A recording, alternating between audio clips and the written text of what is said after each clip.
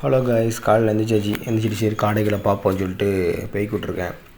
கதவை திறந்து பார்ப்போம். பார்த்துட்டு காடைகள் இப்போ எந்த நிலமையில இருக்குது, க்ரோத்லாம் எப்படி இருக்குது, சரி அதை நம்மகிட்ட காமிப்போம் அப்படின்னு சொல்லிட்டு வந்து பார்த்தேன். ஓகே, எல்லா காடைகளும் ஓகே தான். கொஞ்சம் க்ரோத் இம்ப்ரூவ்மெண்ட் தெரியுது, நல்லாவே தெரியுது இம்ப்ரூவ்மெண்ட்டு.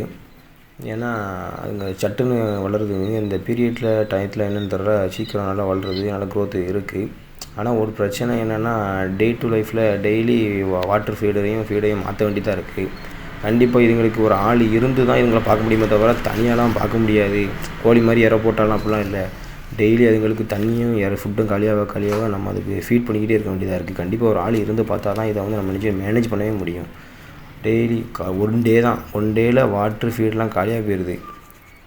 ஓகே, சரி ஃபீடையும் வாட்டரையும் ஃபில் பண்ணுவோம் சரின்னு சொல்லி நல்லா ஃபில் பண்ணி வச்சுட்டேன். ஓகே தான், எல்லாம் இன்னும் அந்தளவுக்கு டெல்த்து ஆகலை, எல்லாம் கொஞ்சம் ரெக்கவர் ஆகிட்டு ஓகே தான், பிரச்சனை இல்லை. அடுத்தடுத்து வீடியோ போடுவோம். தேங்க்யூ ஃபார் வாட்சிங் மை வீடியோ காய்ஸ்.